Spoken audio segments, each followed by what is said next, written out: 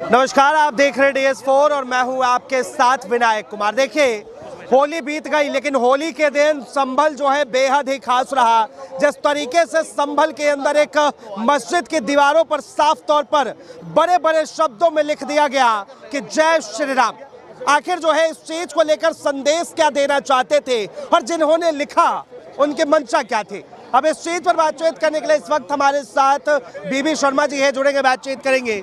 शर्मा जी, संभल में होली बीत गई, लगातार कयास लगाए जा रहे थे कि कुछ भी उपद्रव हो सकता है, लेकिन वहां पर मस्जिद के गेट पर बड़े बड़े अक्षरों में लिखा गया जय श्री राम।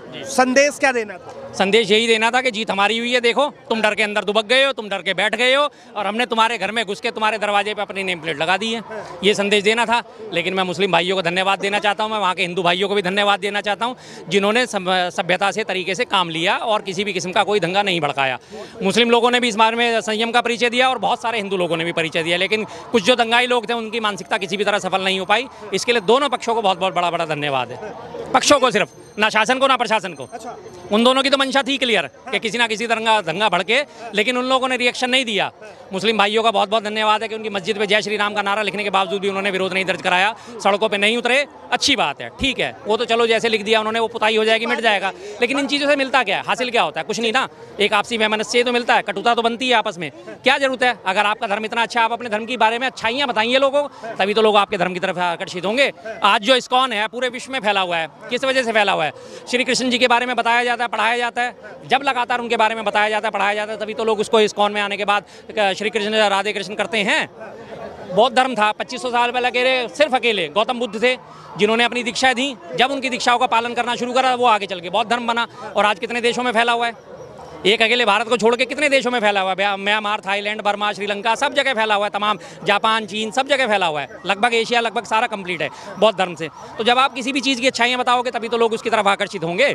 अगर आप अच्छाइयाँ नहीं बताओगे, आप इसी तरह की बदमाशियाँ करते रहोगे, लोग तो आपसे बच के ही निकलेंगे। जो लोग प्रभु श्री राम को अपना आदर्श मानेंगे वो इस तरह की हरकतें करेंगे? बिल्कुल नहीं करते।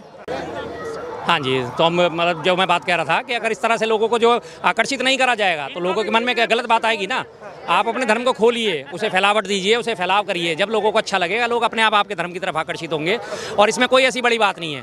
जब आप किसी चीज़ को, अच्छाई को तो लोगों को बताओगे, लोग अच्छाई की तरफ आकर्षित होते हैं। एक बात बताइए, कभी जो है भगवान के नाम पर, कभी जो है अल्लाह के नाम पर, ये राजनीति देश में चलती कब तक? जब तक बीजेपी रहेगी तब तक ये चलती रहेगी। बीजेपी ने आके इस काम की शुरुआत करी है और बीजेपी ही इस चीज़ का अंत कर पाएगी, क्योंकि बीजेपी का अंत करना अब हमारे लिए बहुत जरूरी हो गया है। बीजेपी टोटल धर्म की राजनीति पे उतर आई है, उसे और कुछ नहीं लेना देना है, सिर्फ उसे हिंदू मुस्लिम से लेना देना है। अब आज अगर हम दिल्ली की बात करें या कहीं और की बात करें, इनकी पुरानी बातों की बात याद दिलाएं। हाँ जी, आप मत बोलो। नहीं नहीं नहीं, आप तो बोलो ही मत। आप कहे थे जो ये नहीं आएगा।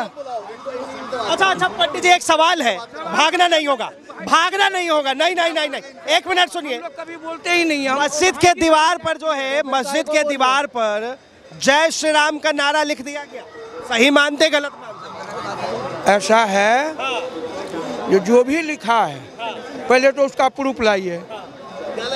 प्रूफ लाइए। नहीं, मैं ये थोड़ा ऐसा है ना प्रभु, पहले आप बात बोलने दो। ये तो तुम आप प्रूफ अपने पैदा होने का लाके दिखा दो, बर्थ सर्टिफिकेट। नहीं, एक मिनट जवाब दीजिए। एक मिनट सुनो। चलिए मेरे माँ बाप के पास, आप मेरे माँ बाप के पास चलिए, आपको दिखा देते हैं प्रूफ। आप भी जाइए उस मस्जिद के सामने, आप उस मस्जिद के सामने जाइए, देख के आइए लिखा है कि नहीं। पूरी बात सुने ही नहीं बीच में। आप कोई बात करो ढंग की तो हम सुने। अगर के रहने वाले हैं, सुनिए। हाँ, एक मिनट, हम हिंदुस्तान के रहने वाले हैं। हिंदू, मुस्लिम, सिख, ईसाई, हम सब हैं भाई भाई, ठीक है? सुनिए, हम सब एक भाई भाई हैं। अगर ये जो भी लिखा है ये बिल्कुल ही गलत है। यही कह रहे हैं, यही पूछ रहे थे आपसे। हम आपसे क्या कह रहे हैं? ये जो भी लिखा है ये गलत है। अगर कोई झगड़ा लगाने के लिए लिख दिया है ये भी गलत है। क्यों भाई जी? शर्मा जी कह रहे हैं कि गलत। हाँ, जो अच्छी बात है, चलिए एक्सेप्ट करा इन्होंने। जो चीज़ बात है, गलत चीज़ को गलत कहना, ठहराना सबसे बढ़िया बात हुई। सबसे बड़ी बहादुरी ये है कि गलत को गलत कहा जाए, सही को सही कहा जाए। सबसे बड़ी बहादुरी इसी बात की होती है। जो करा उन्होंने गलत करा, पूरा भड़काने की कोशिश करी थी, लेकिन बहुत अच्छे, मैं कह रहा हूँ बार बार दोनों पक्षों को मैं बहुत बहुत मुबारकबाद देता हूँ कि ऐसी स्थिति नहीं आई कि कोई झगड़ा पैदा हो। संभल के सीओ का जिस तरह से बयान था अनुज चौधरी का, 52 जुम्मे एक होली, क्या लगता है कि उसके बाद इस तरह की माहौल बनी? गलत है जी, ये 52 जुम्मे एक होली, ये बिल्कुल बयान उनका गलत था। हमने पहले भी इस बारे में चर्चा करी है। हाँ जी, 1 महीने की कावड़, फिर कई तरह के त्योहार वो भी तो होते हैं, उनको नहीं गिने, वो सिर्फ एक होली गिनेंगे। और होली का तो आधी से ज्यादा हिंदुओं को पता ही नहीं उसका हिस्ट्री क्या है, कि क्यों मनाई क्यों जाती है, ये मालूम है किसी को? नहीं जानता कोई भी जी। जो कहा गया था वो तो गलत कहा ही गया था। 52 और 1 वाली जो बात करी गई थी बिल्कुल गलत थी, और ये गलत बातें अभी लगातार आई हैं ये सारी संज्ञान में। इससे पहले भी देखिए, मैं आपको एक उदाहरण देता हूँ, लगभग 12 या 13 साल बाद जो है ना, ये रिपीट होता है। होली के आसपास पड़ेगी जरूर ईद, और दिवाली के आसपास भी पड़ती है, क्योंकि ये लगातार इसका सर्कल खिंचता चला जाता है। इससे पहले पिछली बार अप्रैल में पड़ी थी, उसके बाद उससे पहले मई में पड़ी थी, लगभग 28 दिन का गैप होता है, तो खिसकती चली जाती है। इस बार होली पे पड़ी है, अगली बार आपके महाशिवरात्रि के आसपास पड़ सकती है। हाँ जी, फरवरी में आ जाएगी, फरवरी के बाद जनवरी में पहुंचेगी, फिर दिसंबर में। घटते घटते एक दिन वो भी आएगा 4 या 5 साल 6 साल बाद, कि हमारी दिवाली निपटेगी। दिवाली से अगले दिन ही, एक दिन बाद ही, जिस दिन हमारा भैया दूज होता है, उस दिन ईद भी हो जाएगी। क्योंकि दिवाली से अगले दिन दिवाली होती है अमावस को, अमावस से अगले दिन जब चांद दिख जाता है तो ईद डिक्लेयर करी जाती है। ईद चांद दिखते ही, और वो चांद दिखता है प्रतिपदा को, द्वितीय जो होती है वो ईद होती है। तो ये तो कोई पुरानी बात है, ये तो प्रकृति अपने आप ही इस चीज़ को करके चलती है। तो नीचे वाले तो इन्होंने तो आग लगाने का काम करना होता है, आग लगाने की कोशिश करते हैं। मनाइए, होली मनाइए, दीपावली मनाइए, लेकिन हिंदू मुसलमान वो बीजेपी करती है सर, हम थोड़ा ही करते हैं। हमारे जैसे लोग नहीं करते, आम आदमी बिल्कुल नहीं करता। आम आदमी को रोजी रोटी से फुर्सत नहीं है, उसे सुबह घर से निकलना है, रोजी रोटी कमानी है, अपनी घर में जाना है, बच्चों की पढ़ाई लिखाई का खर्चा देखना है, अपने घर परिवार को चलाना है, उसे किसी चीज़ से कोई मतलब नहीं। लेकिन ये खासियत सिर्फ बीजेपी के लोगों की है कि जितना हिंदू मुस्लिम करोगे, लोगों के दिमाग में जहर भरोगे, उतना हमारा वोट परसेंटेज बढ़ेगा।